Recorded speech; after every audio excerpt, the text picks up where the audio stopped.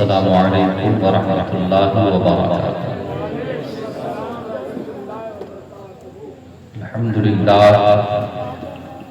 الحمدللہ رب العالمین والعاقبۃ للمتقین والصلاة والسلام علی سید الاشرف الانبیاء والمرسلین وعلى آلہ واصحابہ اجمعین، اما بعد اعوذ باللہ من الشیطان الرجیم، بسم اللہ الرحمن الرحیم، قل لا اسألکم علیہ اجرا الا المودۃ فی القربى، صدق اللہ العلی العظیم وصدق رسوله النبی الامین المتین الکریم، ونحن على ذلك لمن الشاهدين والشاكرين والذاكرين والحمد لله رب العالمين۔ محترم حضرات، قرآن مقدس کی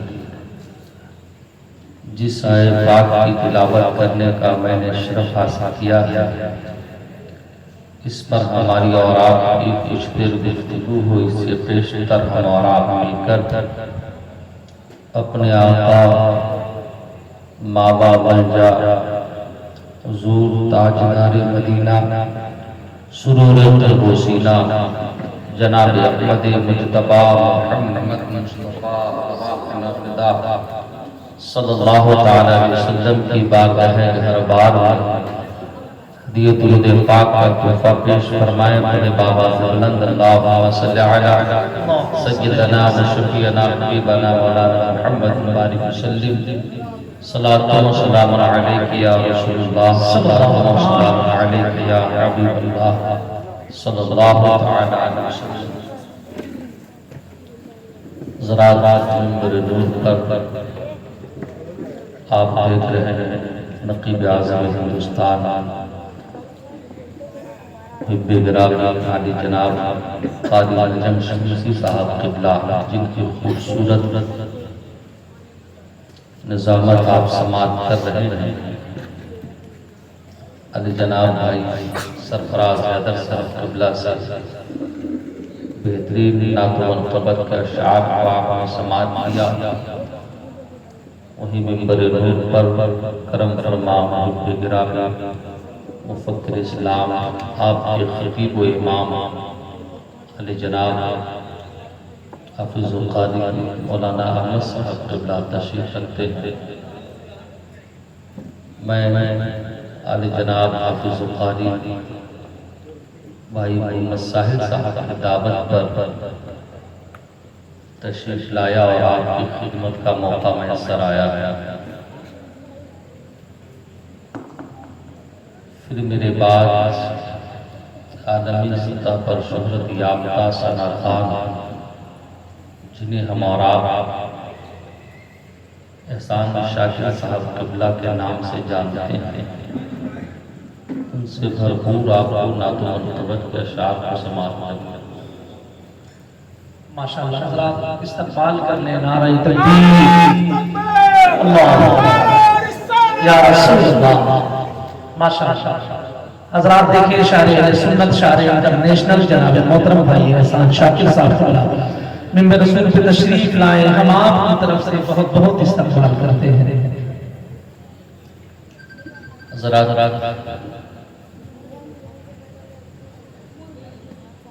سیدی سرکار اعلیٰ حضرت کے بھائی استاد زمن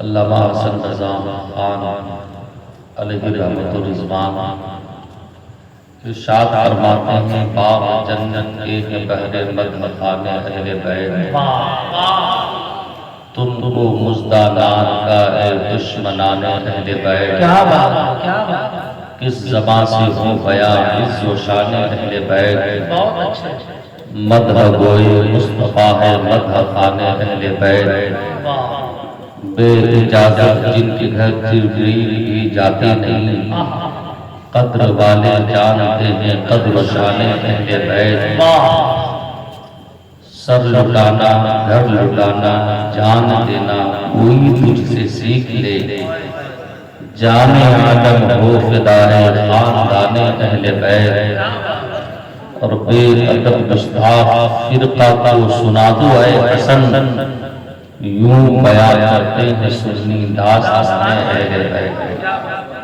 यूं बयां करते हैं सुन्नी कैसे यूं इमाम कहते हैं यूं बयां करते हैं सुन्नी दास्तान अहले बैत कैसे कहते हैं नूर बिनते नूर ज़ौजे नूर उम्मे नूर नूर बिनते नूर। इमाम अहले सुन्नत ने इस एक इसरे में 5 मरतबा लफ्ज़ नूर का इस्तेमाल किया, लेकिन पांचों के माना अलग अलग कह रहे नूर बिनते नूर ज़ौजे नूर उम्मे नूर नूर लतकी कनीज़ ज़ाहिर लम्हा नूर का। और कहते हैं एक सीने तक मुशाफे एक वहां से पांव तक एक सीने तक मुशाफे एक वहां से पांव तक हुस्न सिफ़तैन के जामा में है ईमान नूर का। तो नतीजा यही निकलता है तेरी नस्ल पाक में है बच्चा बच्चा नूर का तू है ऐने नूर तेरा सब घराना नूर का। आज हमारा सज्जदे सज्जाद शहादत के मौके से ये महफिल को सजाई जाए जिसमें हमारी और सबकी हाजिरी की सआदत हासिल हो रही है। कुरान मुक़द्दस की बहुत ही मशहूर मारूफ जिसे अहले ईमान अहले मोहब्बत आयत मवद्दत के नाम से जानते हैं, जिसे हमने तिलावत की है। अल्लाह तबारक व तआला अपने महबूब से इरशाद फरमा रहा है कुल ला अस्अलुकुम अलैहि अजरा, मैंने तुमको जो कुछ दिया है उसमें से कुछ नहीं मांगता इल्ला मगर एक चीज मांगता हूं इल्लल मवद्दत फिल क़ुरबा, अपनी क़राबतदारों की अहले बैत की मोहब्बत मांगता हूं। इसी आयत के ज़िम्न में थोड़ी देर आपसे गुफ्तगू करने का शरफ मिलेगा। अल्लाह तबारक व तआला ने इस कुल कायनात को पैदा फरमाया जिसमें ये आलम शहादत है, ज़मीन व आसमान, ये मखलूक ऐसी है जिसे हम और आप देखते हैं और देख पाते हैं, लेकिन इससे भी बड़ी बड़ी मखलूक को अल्लाह ताला ने पैदा फरमाया जिसमें अर्श है, कुर्सी है, लौह है, कलम है।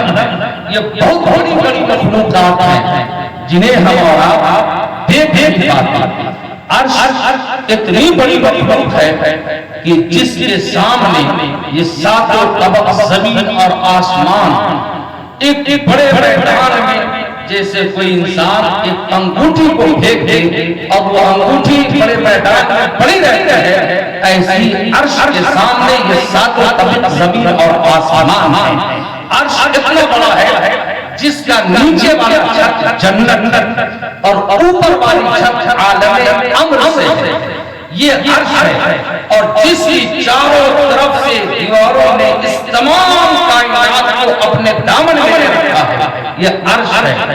और उस अर्श के ऊपर कुर्सी है और वो कुर्सी जिस पर अल्लाह अपने शान के मुताबिक जलवा अपनी तजल्ली फरमाए, जिस पर अल्लाह की वो कुर्सी है जिसका तज़किरा कुरान पाक की सबसे बड़ी आयत कुर्सी में अल्लाह ने बयान किया है।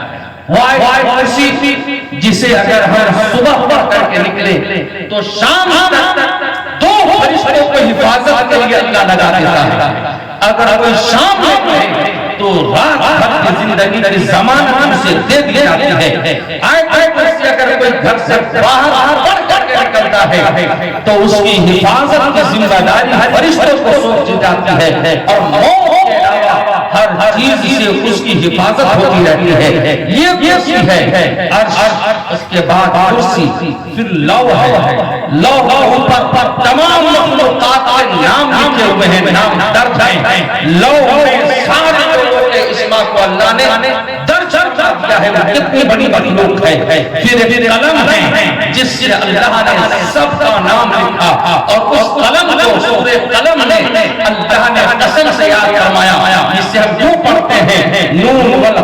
وما یسطرون، جس کی قسم اللہ قرآن میں بیان فرما رہا ہے وہ قلم ہے، یہ عرش کتنی بڑی مخلوق، کرسی، پھر لوح، پھر یہ قلم، بڑی بڑی مخلوقات ہے، لیکن یہ ساری مخلوقات کو اللہ نے پیدا کیسے فرمایا، اس کے اوپر غور کرنا ہے۔ یہ سب وجود میں کیسے آئی، ان سب کو اللہ نے تخلیق کیسے کیا، تو آپ جان لیجیے جب کوئی نہ تھا تب اللہ نے ایک چیز کو پیدا کیا اور وہ ایک نور کو پیدا کیا اپنے نور سے، اور اس نور کا نام رکھا نور محمد، نور محمدی کو جلوہ گر فرمایا۔ اور جب نور محمدی کو پیدا فرمایا تو اللہ نے اس نور کے اوپر تجلی فرمائی، اللہ نے توجہ کی، اللہ نے اس نور کی طرف دیکھا، جب اس نور کی طرف دیکھا تو اس نور کو پسینہ آیا، نور محمد کو پسینہ آیا، جب اللہ نے اس نور کی طرف دیکھا تو اس نور کو پسینہ آیا، جب اس نور کو پسینہ آیا تو اس نور محمدی کے پسینے سے اللہ نے عرش کو پیدا کیا، اللہ نے کرسی کو پیدا کیا، اللہ نے لوح و قلم پیدا کیا، قلم کو پیدا کیا، اتنی بڑی بڑی مخلوقات جس کی یہ شان ہے، جس کے بارے میں ہم سنتے رہتے ہیں، سمجھتے رہتے ہیں، یہ بہت بڑی بڑی مخلوقات ہیں، لیکن یہ پیدا نور محمدی کے پسینے سے ہو رہے ہیں، نور محمدی کے پسینے سے پیدا ہونے والا عرش ہے، کرسی ہے، لوح ہے، قلم ہے، جس کی یہ شان ہے جو نور محمدی کے پسینے سے پیدا ہو رہا ہے، لیکن نور محمدی کے نور سے جو ذات پیدا ہو رہی ہے اس کو علی جب نور محمدی سے پسینے سے پیدا ہونے والی مخلوق کی یہ شان ہے، تب نور محمدی کے نور سے جو ذات پیدا ہو رہی ہے اس کی کیا شان ہوگی، تو بڑے بڑے کہتا ہے کیا بات ہے، اس عمر عمران کرم نہیں علی جس کے حضر نور سے زندہ زندہ بابا نور محمدی سے یہ پیدا ہوا ہے، نور محمدی کے پسینے سے پیدا ہونے والے اشیاء کا جب کوئی تو نور محمدی کے نور سے پیدا ہونے والے کا جواب یہ شان ہے، لیکن ایسے ہستی کے بارے میں اللہ کہہ رہا ہے میں تم سے کچھ نہیں مانگتا، صرف ایک چیز مانگتا ہوں، وہ بھی اہل بیت کی قرابت، محبت، چاہنے والی ذات اللہ کے محبوب کہہ رہا ہے چاہیے محبت۔ اچھا اس محبوب کو دل کون کیا سمجھا ہے، ساری کائنات اس کے صدقے میں پیدا ہو رہی ہے، سب انہی کی وجہ سے وجود میں آئی ہے، کائنات کا ذرہ گوشہ جو بھی ہمیں دکھ رہا ہے سب اسی محبوب کا دین ہے۔ خود حدیث سے پاک میں آقا نے ارشاد فرمایا اگر اللہ تبارک و تعالی مجھے پیدا نہ کرتا تو آدم سے لے کر عیسیٰ تک جتنے پیغمبر آئے کوئی نہ ہوتا، بلکہ کائنات کو اللہ پیدا ہی نہیں فرماتا، بل خود خدا اپنی ربوبیت کا بھی اعلان نہ فرماتا اگر مجھے بھیجنا مقصود نہ ہوتا۔ یہ شان ہے۔ اب وہ نبی کہہ رہا ہے میں اس سے کچھ نہیں چاہتا لیکن ایک چیز چاہتا ہوں، اس نبی کون کیا دے سکتا ہے، سب تو اسی کے در سے خیرات پا رہے ہیں، سب تو انہی کا صدقہ پا رہے ہیں، سب تو انہی کے در سے مل رہا ہے، اس نبی کو کون کیا دے سکتا ہے، کوئی کچھ نہیں دے سکتا۔ بتاؤ اس نبی کو کون کیا دے گا؟ اگر کوئی کہے حسن تو نبی عطا اور سخا کا معاملہ تو یہ ہے کہ یوسف جیسا حسن و جمیل اب حسن کی خیرات اسی در سے پا رہے ہیں، اور یوسف جیسا پیغمبر اب حسن کے سامنے، اب مصطفیٰ کے حسن کے سامنے کاسائے خدائی لے کر کے کھڑے ہیں، کون کیا دے سکتا ہے؟ آدم کی صفت انہیں کے سامنے کاسائے خدائی لے کر کے کھڑی ہے، ابراہیم کی خلت انہیں کے سامنے کاسائے خدائی لے کر کے کھڑی ہے، کون کیا دے سکتا ہے؟ سب کو تو وہیں سے مل رہا ہے، آدم کو وہیں سے ملا، نوح کو وہیں سے ملا، شیش کو وہیں سے ملا، ابراہیم کو وہیں سے ملا، موسیٰ عیسیٰ کلیم اللہ روح اللہ چاہتے بھی آئے، سب کو اسی در سے مل رہا ہے، اس در کے علاوہ کوئی اور در نہیں ہے جہاں جا کر کے پایا ہے، ہمیں بھی اسی در سے مل رہا ہے جو کچھ میں ملا ہے۔ امام کہتے ہیں خلق کے حاکم ہو تم، رزق کے قاسم ہو تم، جو در سے ملا تم پہ کروڑوں درود، سب کو اسی در سے مل رہا ہے، جس کو جو پانا ہے وہیں سے پانا ہے، جس کو جو ملنا ہے وہیں سے ملنا ہے، جس کو جو چاہیے سب کو وہیں سے ملے گی، سب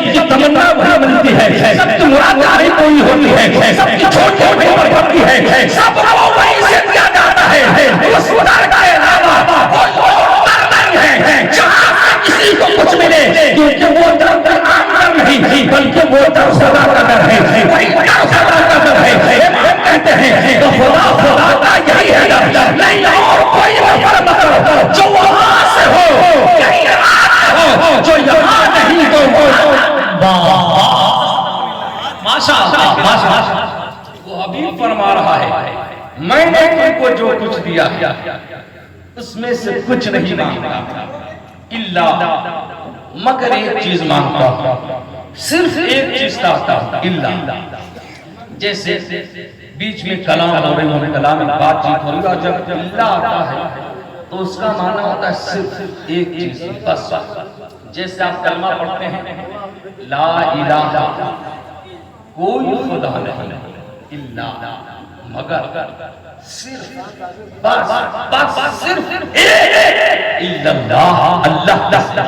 ایسی قرآن کی آیت ہے قل لا اسألکم علیہ اجرا، میں نے جو تم کو دیا اس میں سے کچھ نہیں چاہتا الا مگر صرف بس ایک چیز چاہتا ہوں، اور وہ کیا ہے؟ الا المودۃ فی القربى، اہل بیت کی محبت چاہتا ہوں، اپنی اولاد کی قرابت چاہتا ہوں، اپنے قرابت داروں کی عقیدت چاہتا ہوں. اگر جس کے بارے میں مانگا جا رہا ہے، اگر ان کی بارگاہ میں تو کسی چیز کی کوئی کمی نہیں ہے. وہ حسن حسین جن کے جیسا کوئی خوبصورت نہیں، ان کی کوئی مثال نہیں، ان کا کوئی مثل نہیں. ان کے لیے اگر کوئی ان کو دیکھے تو محبت کرنے پر مجبور ہو جائے. ان کے تعلق سے کہا جا رہا ہے کہ میں ان کی محبت مانتا ہوں.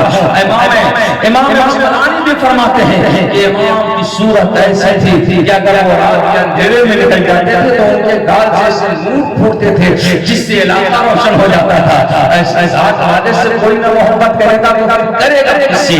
ہاں سخا کا معاملہ یہ، عطا کا معاملہ یہ کہ محتاجوں کو، غریبوں کو، یتیموں کو نوازتے ہوئے نظر آ رہے ہیں. یہ حسین ہے، ان کی شان بے مثال ہے، ان کی ذات بے مثال ہے.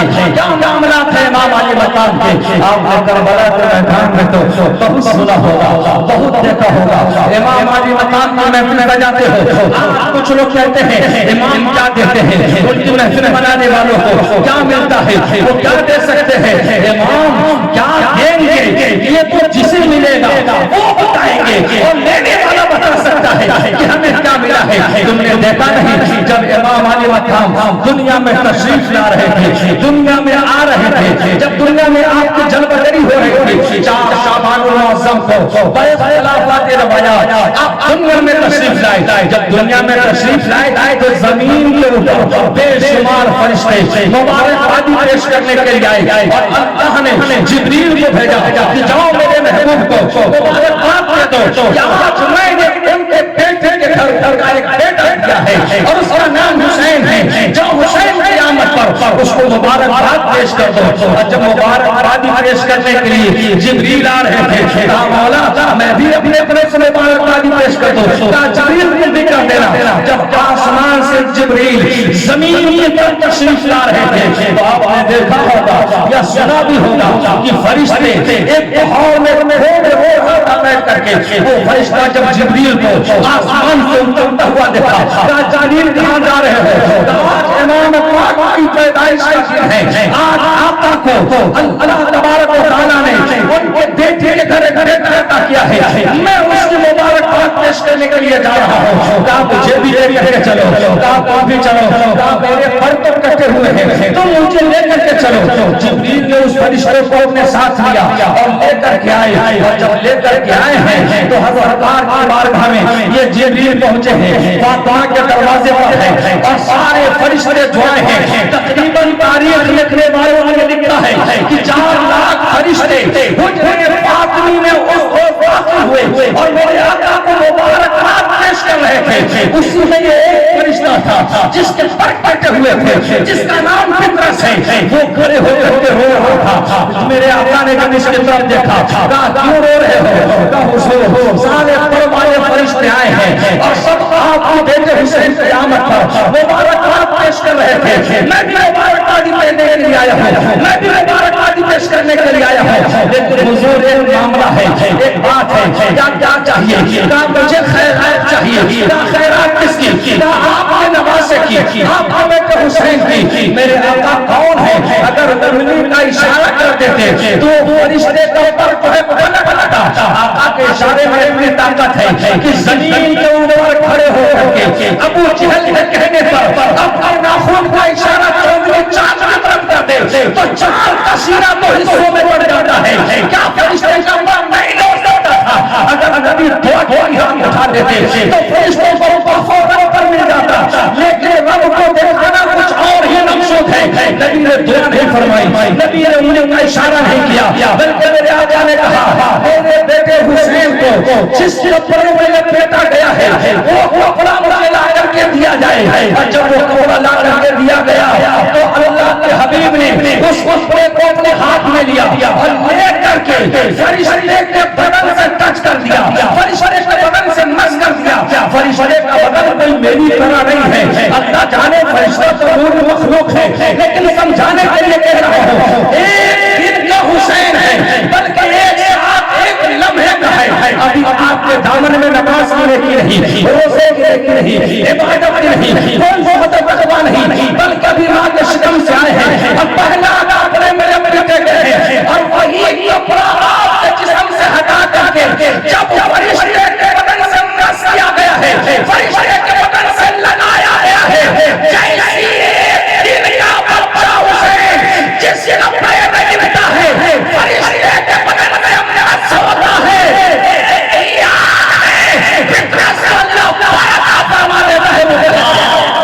نعرہ تکبیر، نعرہ رسالت، ذکر شہداء کربلا۔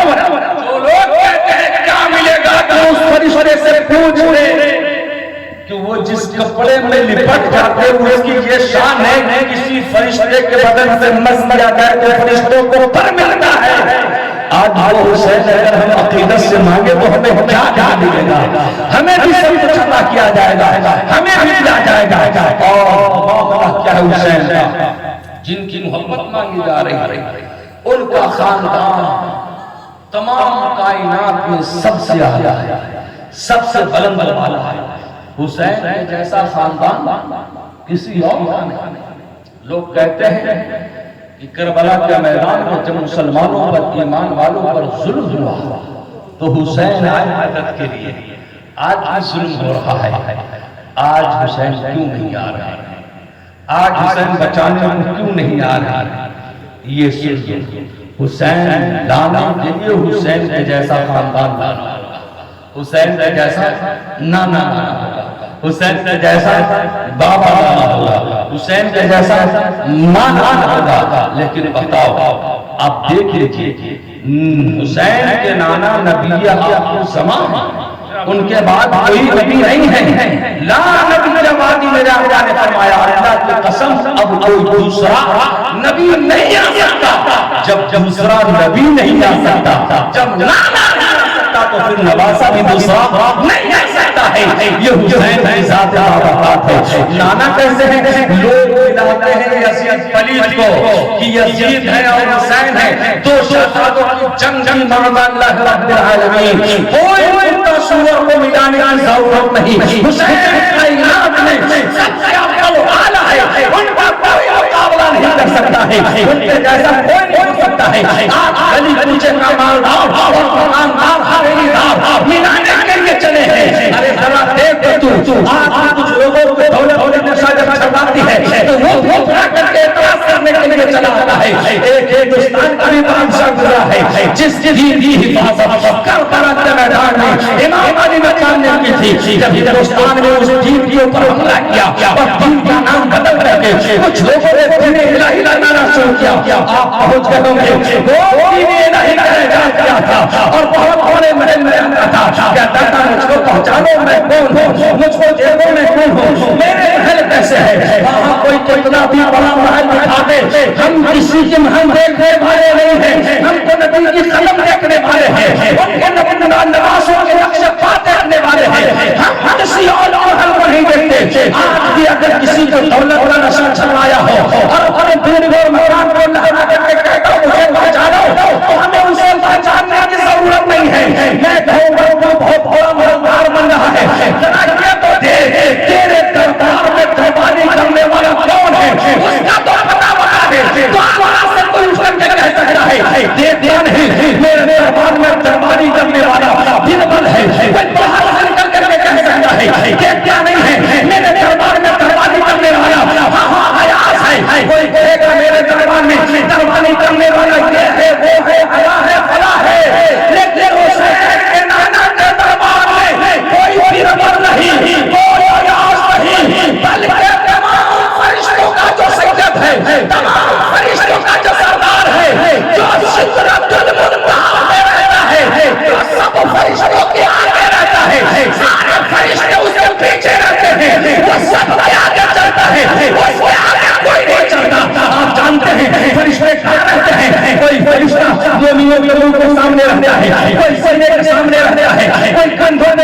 ہے، کوئی زمین پر آتا ہے، کوئی کسی مومن کی قبر پر آتا ہے، کوئی فرشتہ پہلے آسمان پر، کوئی دوسرے آسمان پر، کوئی تیسرے آسمان پر، کوئی چوتھے آسمان پر، کوئی پانچویں آسمان پر، کوئی چھٹے پر ساتویں پر آتا ہے، لیکن ساتویں کے آگے ایک جگہ ہے جس کا نام سدرۃ المنتہا ہے۔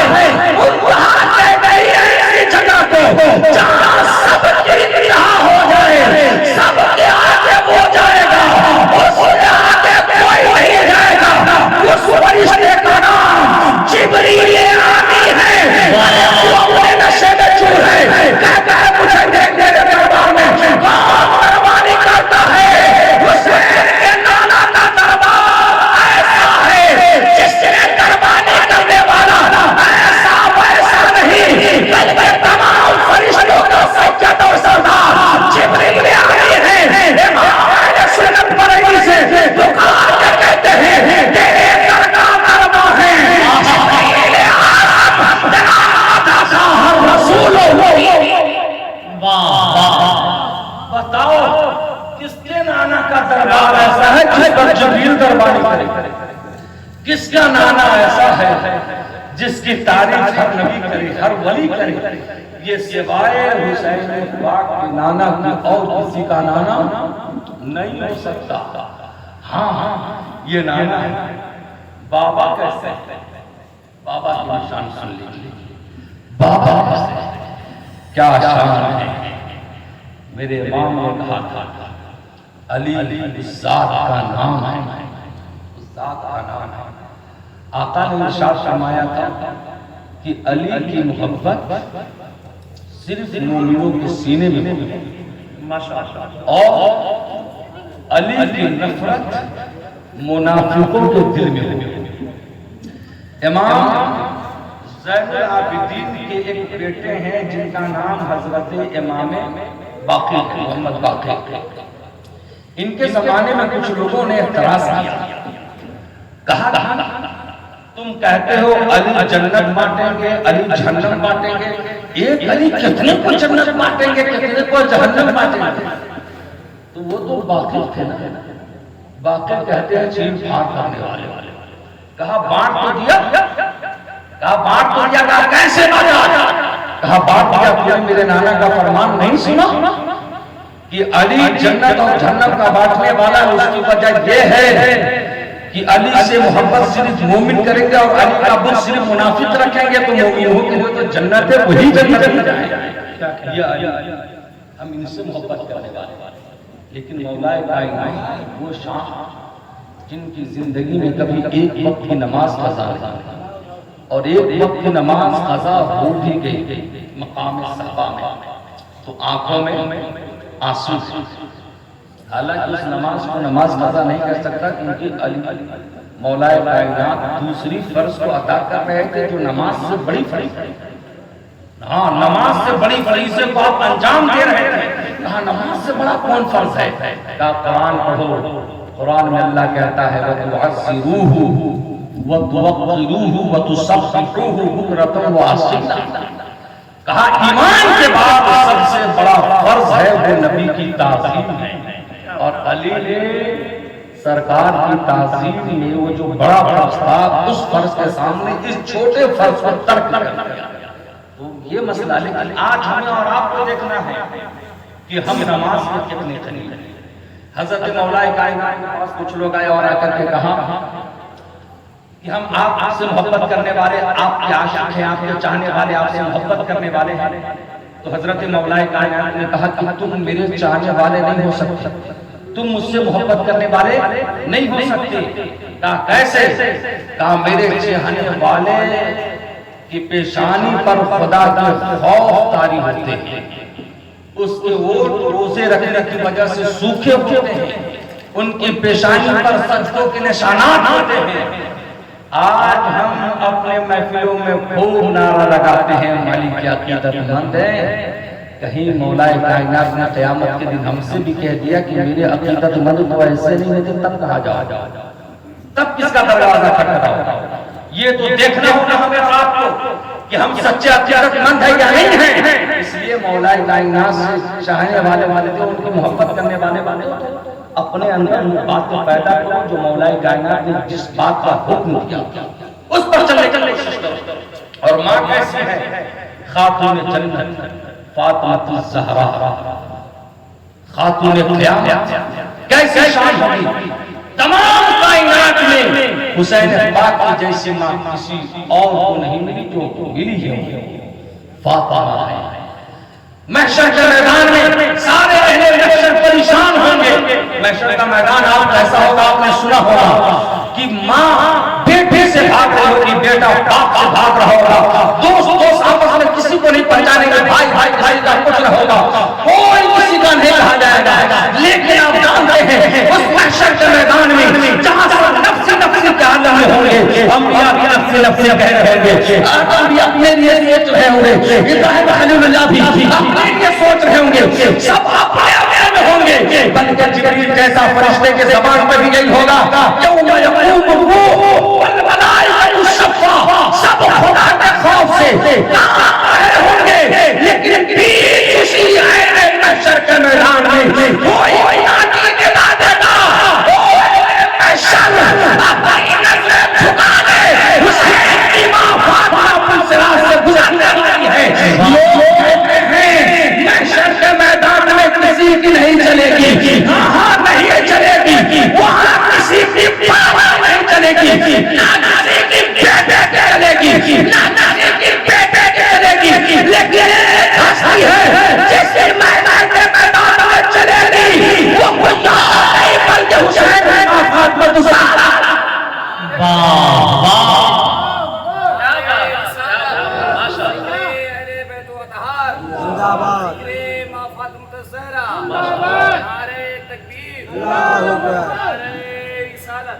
لیکن چلے گی کیسے؟ آپ نے ان کے تقوی کو دیکھا، ان کے پرہیزگاری کو دیکھا۔ آج ہمارے گھر کی عورتوں کا کیا حال ہے کہ آج ایک وقت کی نماز ہمارے گھر کی عورتیں نہیں، یہ سب لوگ جانتے ہیں، سب پہچانتے ہیں، سب لوگ دیکھتے رہتے ہیں کہ نہیں پڑھتی، لیکن حسین کی ماں کیسے ماں ہے؟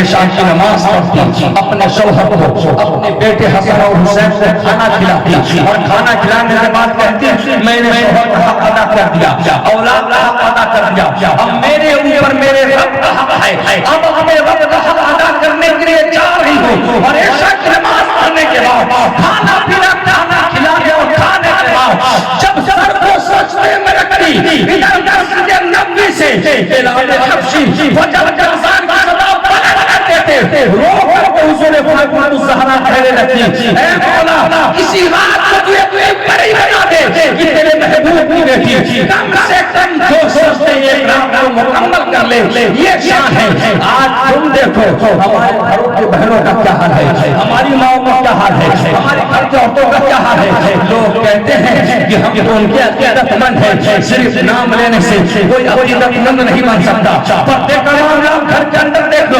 کتنا ہمارے گھروں کے اندر پردہ ہے، کیا ہماری بہنیں پردے میں ہیں، کیا ہماری بیویاں پردے میں ہیں، کیا ہماری بہنیں پردے میں ہیں، کیا ہمارے گھر کے خواتین پردے میں ہیں۔ لیکن فاطمہ الزہرا کا شان یہ ہے کہ ان کی بال کو تو چھوڑ دو، ان کے دوپٹے کو بھی چاند اور سورج نے نہیں دیکھا ہے۔ امام نے کہا ہے جس کی آنچل کو نہ دیکھا، مہر و مہن نے اس رسائے محمد بلا سلام ان کے دوپٹے کو کسی نے نہیں دیکھا۔ یہ معاملہ ہے سیدہ خاتون جنت فاطمہ الزہرا کی۔ ایک جب آپ کا وصال ہو گیا، امام حسین کی عمر 7 برس کی ہے، اسی نے آ کر کے کہا حسین تیری ماں بہت نیک تھی، متقیہ تھی، پرہیزگار تھی، بڑے بڑے راستے اپنے نیک بڑی اچھی تھی۔ امام علی مقام کی آنکھوں میں آنسو آ گئے، کہا حسین رو رہے ہو؟ امام علی مقام نے کہا تم نے سچ کہا، میری ماں بڑی نیک تھی، تقوی دار پرہیزگار تھی، ایسے تم کہہ رہے ہو؟ کہا میری ماں جب دنیا سے وصال کر گئی، رخصت ہو گئی، تشریف لے گئی، تو میری عمر صرف 7 سال کی تھی۔ 7 سال کی عمر میں بھی میں اپنی ماں کے فال کو بھی زندگی نہیں دیکھا ہے۔ میری ماں تقوی کی اس درجے پر بیٹے سے پتا نہیں ہے پتا بیٹے سے، لیکن حسینی بننے والوں ذرا یہ تو دیکھو کہ فاطمہ نے کیسا پردہ کیا، کہ 7 سال کے بیٹے حسین کیسا بیٹا جو جنتی نوجوانوں کا سردار ہے، ان کی نگاہ نے اپنی ماں کے ایک بال کو نہیں دیکھا۔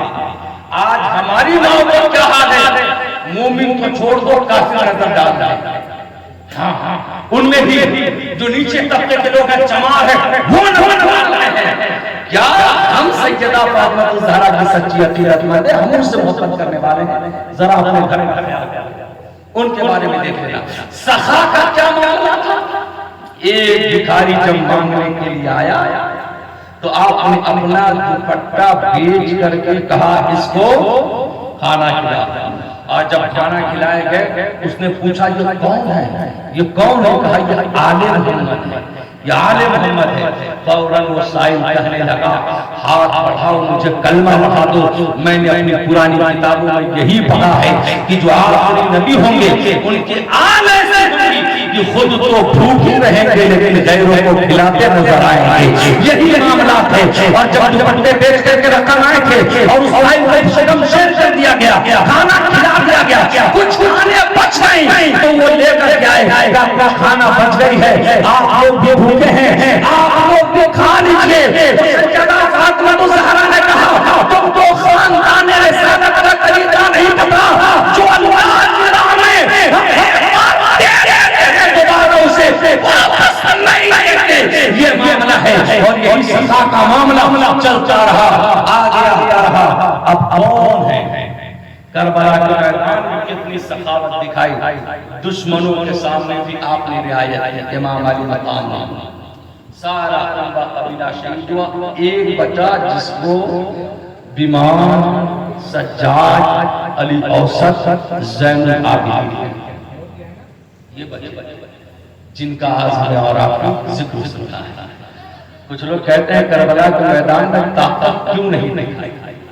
امام زین العابدین آپ کے پاؤں میں ہتھکڑی صرف کربلا کے میدان میں نہیں، جب یہ ساری یزیدی ختم ہوئے اور عبداللہ بن ملک مروان جب خلیفہ بنا اور بننے کے بعد امام علی مقام سید سجاد امام زین العابدین مدینے سے شہر سے کچھ دور ہٹ کر کے اپنا خیمہ لگایا اور وہیں رہنے لگے تو لوگوں کا رش ان کی طرف بڑھا، لوگوں کی توجہ ان کی طرف ہوئی، لوگ جب آپ کی طرف جانے لگے تو اس وقت کے خلیفہ کو بھی ڈر ہوا۔ خلیفہ کا اہل بیت سے پرانا خطرہ رہا، یہ ہمیشہ ڈرتے رہے تو کہا زین العابدین خلافت میں کرتا ہوں، بادشاہ میں ہوں، لیکن لوگ میرے پاس نہیں آتے، جتنا رش تمہارے پاس ہوتا ہے، جتنی بھیڑ تمہارے پاس ہوتی ہے، میرے دربار میں آؤ اور تم جہاں بیٹھو۔ امام زین العابدین نے کہا اب مجھے کسی دربار میں نہیں جانا، اب کسی خلیفہ کے پاس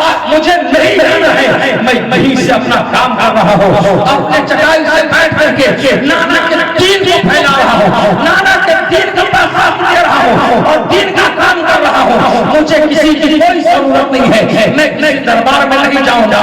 تو اس نے کیا کیا؟ کہا یزید کے پاس طاقت تھی، یزید کے دور میں تمہارے پاؤں میں بیڑی ڈالی گئی، یزید کے دور میں تمہارے ہاتھ میں ہتھکڑی ڈالی گئی، یزید کے دور میں تمہارے گلے میں توپ ڈالا گیا، اب میرے پاس طاقت ہے، میں بھی تمہارے ساتھ ایسا ہی معاملہ کروں گا۔ کہا تو چاہے جو کر لے لیکن میں تیرے دربار میں آنے والا نہیں ہوں۔ جیسے اپنا کہا اس خلیفے نے جو ہے قاصد بھیجے، پیغام بھیجے، آپ نہیں آئے تو اس نے آپ کو گرفتار کروایا اور گرفتار کروانے کے بعد پاؤں کے اندر بیڑی ڈالی، آپ نے ہتھکڑی گلے میں توپ ڈالا اور اپنے دربار میں لے کر کے آیا اور کہا حسین دیکھا تم نے زین العابدین، دیکھ لے تم نے میری طاقت کو، یزید نے اپنی طاقت تمہارے سامنے دکھائی تھی، آج پھر میں اپنی طاقت دکھا رہا ہوں۔ اگر میرے پاس طاقت ہے تو آپ دکھا دے، تیرے پاس قوت ہے تو آپ قوت دکھا دے۔ امام زین العابدین نے کہا خلیفہ میں تمہیں کہتا ہوں مجھے مجبور نہ کر، اپنی طاقت دکھانے پر مجبور نہ کر، نہیں تو سمجھ لینا تیرا حال کیا ہوگا۔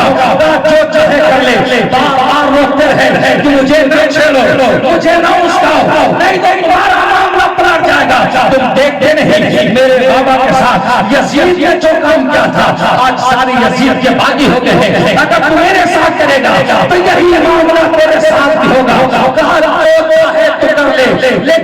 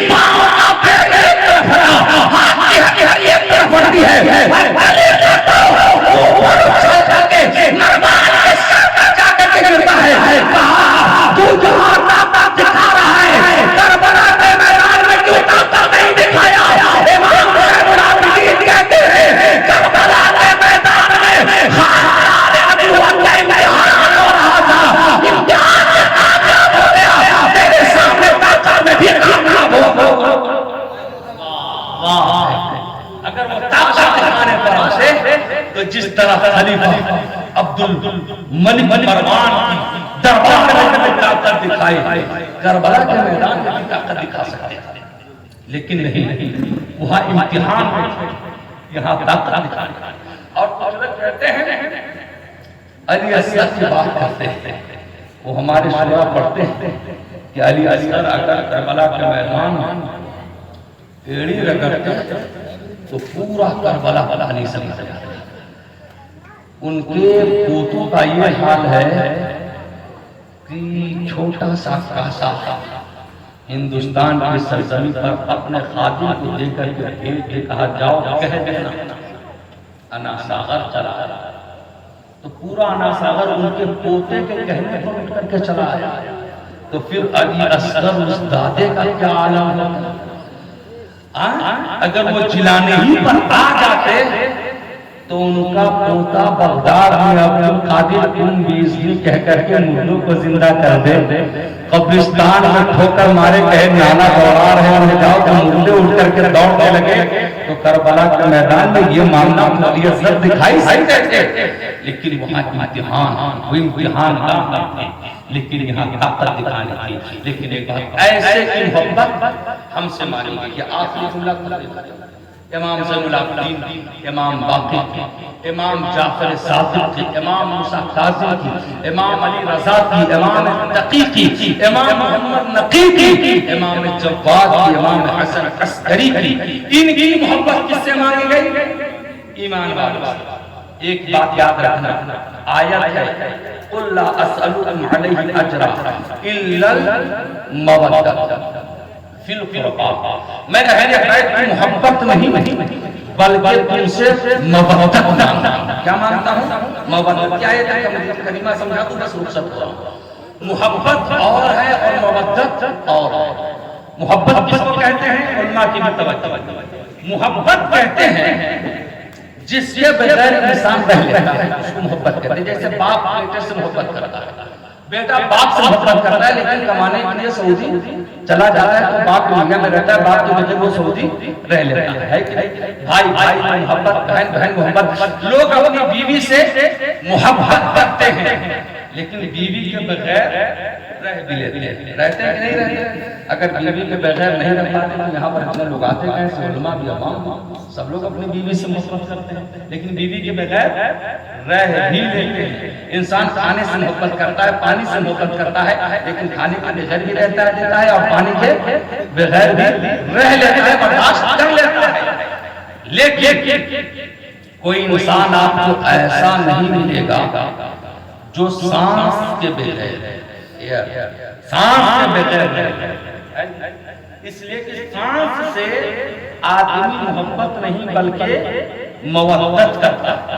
جس کے بغیر نہیں رہا جاتا اس کو مودت کہتے ہیں، اور جس کے بغیر رہا جاتا ہے اس کو محبت کرتے ہیں۔ باپ کے بغیر رہ لیتا ہے، ماں کے بغیر رہ لیتا ہے، بیوی کے بغیر رہ لیتا ہے، سانس کے بغیر نہیں رہتا، کیونکہ سانس سے محبت نہیں بلکہ محبت ہے۔ ایک اور معاملہ سمجھ لیجیے، اسی طرح سمندر کی مچھلی، دریا کی مچھلی، ندی کی مچھلی پانی سے محبت نہیں بلکہ مودت کرتی ہے۔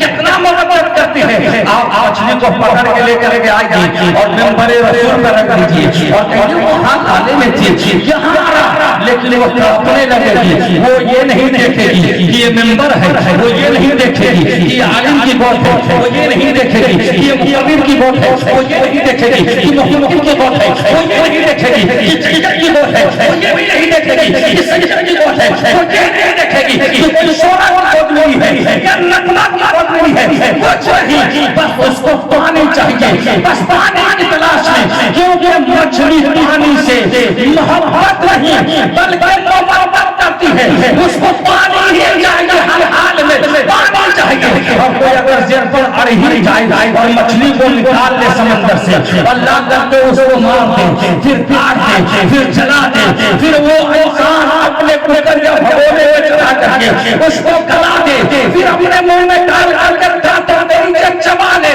اور ہلا نیلے لیا کر کے پیٹ کے اندر اتار لے، تو وہ کہتے ہیں جو ماہرین ہیں کھانے پینے کے کہ جتنا اور کھانا کھانے کے بعد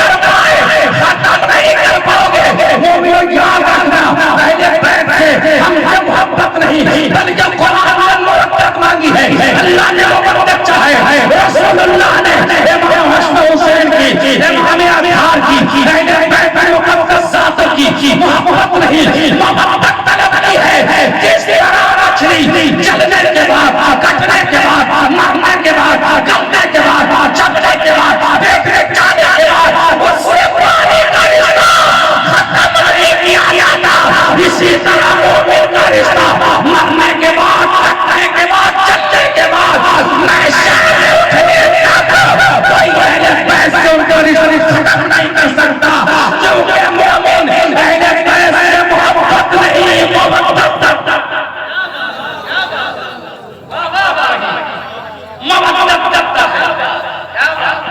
اس لیے اسے محبت کیوں مانگی؟ کیونکہ جو جس سے محبت کرتا ہے اس کے نقش قدم پر چلتا ہے کہ نہیں؟ آپ نے یہ محبت تو سنا ہوگا کہ اگر کوئی ہیرو آپ کو پسند آ گیا، اس نے پھٹا پینٹ پہنا تو آپ نے بھی پھٹا پینٹ پہنا، کیوں؟ کیونکہ آپ کو اس ہیرو سے محبت تھی، ہے نا؟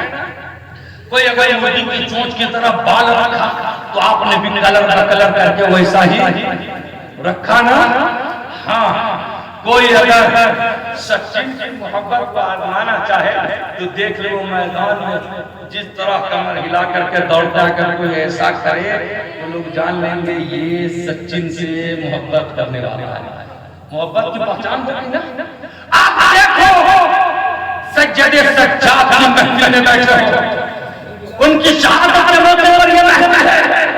امام حسین العابدین کی اگر سچی محبت ہے تو امام حسین العابدین کا پیغام کربلا دیکھنے کے بعد ہر انسان ہوش کھو بیٹھے گا، سننے کے بعد آپ کو میں آنسو جاتی ہے، عین وہ شہید سارے کارنامے یزید کے اپنے نگاہوں کے سامنے ہی دیکھا ہے، لیکن اس کے باوجود بھی عبادت کا کیا معاملہ ہے؟ روزانہ 300 رکعت نفل نماز پڑھتا، 300 رکعت فرض نماز۔ زندگی میں ایک وقت کی بھی فرض نماز آپ کی کبھی قضا نہیں ہے۔ سخا کا معاملہ یہ ہے کہ دشمن بھی آیا پانی مانگنے کے لیے خیمہ میں تو پانی سے کہا مجھے پہچانا نہیں، کہا تمہیں کیسے بھول سکتا ہوں، تم نے مجھے بھوکا پیاسا تڑپایا، تیرے وجہ سے میرے بھائی علی اصغر 6 ماہ کے قربان ہو گئے، میرا بھائی علی اکبر تیرے وجہ سے قربان ہوا، تو نے مجھے بہت ستایا، کہا تو نے مجھے پانی پلا کو مارنا چاہیے اچھا ہوتا ہے، کہا وہ تیرا طریق تھا یہ میرا طریقہ ہے، خاندان نبوت کا یہی سلسلہ ہے، تو دشمن کے دربار جائے تو اسے محروم نہیں کیا جاتا۔ آج تیرے دروازے پر تمہاری بہن آنس لے کر کے آپ کو محروم کرتا ہے، یہ تو امام حسین العابدین کے ماننے والوں کا کارنامہ نہیں ہونا چاہیے۔ تیرا بھائی آتا ہے تو اسے محروم کرتا ہے، بلکہ ماں باپ انسان محروم کرتے ہوئے نظر آتے ہیں۔ بتاؤ آج تم ہم اور آپ کربلا سن کر کے کہتے ہیں کربلا کا معاملہ ختم ہو گیا؟ نہیں، کربلا کے میدان میں 2 تحریکیں چل رہی تھی، ایک تحریک حسینی ہے، ایک تحریک یزیدی ہے، اور دونوں تحریک قیامت تک چلتی رہے گی۔ تحریک کیا تھی؟ حسین پاک کی تحریک ہے کہ انسان نیک بنے، نمازی بنے، روزے دار بنے، تقوی دار بنے، پرہیزگار بنے، اچھا بنے، نیک بنے، صالح بنے۔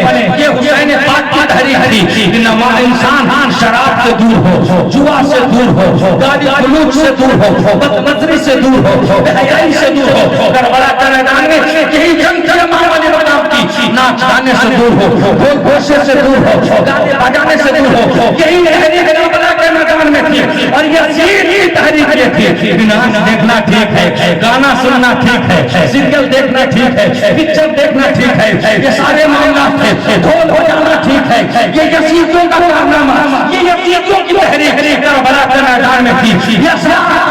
یزیدیوں نے کیا تھا، زنا اس کے نزدیک تھی، لوط اس کے نزدیک تھی، یہ معاملہ تھا۔ دوسرے کی بہن بیٹیوں کو برباد کرنا اس کے نزدیک ٹھیک تھی۔ بتاؤ کہ دونوں تحریک چل رہی ہے، اب ہم حسینی ہیں، ہم کربلا کا قدم پر چلنے والے ہیں، ہم ان کے سچے عاشق ہیں، سچے غلام ہیں۔ اگر ہم حسینی ہیں تو یاد رکھنا جو یزید نے کیا تھا وہ کام ہمیں نہیں کرنا ہے۔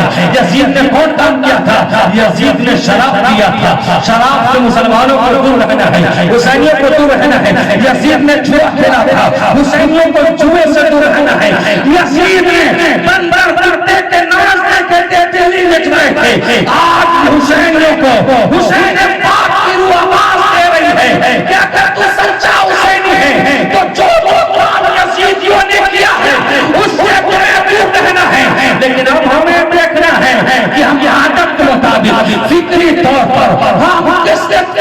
है, अमल के जाने में आइए, तो हम हुसैन के खेमे में नजर आ रहे हैं या यजीदी खेमे में नजर आ रहे हैं। अल्लाह की कसम, मैं किसी को यजीदी बनाने के लिए नहीं आया, न मैं कह सकता हूँ मेरी ताकत और हैसियत यही है, लेकिन किरदार के एतबार से देखना पड़ेगा कि करबला के मैदान में हुसैन का किरदार क्या था और यजीद का किरदार क्या था। अगर तुम किरदार के हुसैन बन गए तो जिस तरह करबला के मैदान में कटने वाले, दबने वाले, खेमे चलने वाले, बच्चे कटाने वाले, गर्दन कटाने वाले, खेमा लुटाने वाले, बहन बेटियों के सर से दुपट्टा को छिनवाने वाले, सारी दुनिया देख रही है कि ये काम जिसके साथ हुआ है वो तब रहा है और वो हुसैन है। लेकिन दीन पर मजबूती के साथ जब खड़े रहे हैं तो कायनात में वो सूरज नमीदार हुई है और कायनात में वो सूरज चमका है, कायनात में वो चेहरा भी देखा है कि जिसका घर जला, जिसके बहन बेटियों के सर से दुपट्टे छीने गए, जिसको शहीद किया गया, जिसका कमरा कबीला लूट लिया गया, आज उस हुसैन का चर्चा कायनात की कोई गली ऐसी नहीं बची है जहां पर उनके नाम में डरके ना बचते हो। लेकिन जिसने लूटा था आज उसको इस हदीस का नाम देने के लिए भी तैयार नहीं। वो दीन के साथ नहीं था, हाँ इसलिए दीन के साथ था। अगर दुनिया में बका चाहते हो, इज्जत चाहते हो, आबरू चाहते हो, बहन बेटियों की हिफाजत चाहते हो, दुनिया में सल्तनत चाहते हो, तरक्की चाहते हो, तो यजीद की किरदार को छोड़ हुसैनी किरदार का अपनाना। अल्लाह हम सबको अमल तौफीक व रौफीक अता फरमाए। वाह दावाना अनिल हम्दुलिल्लाह रब्बिल आलमीन।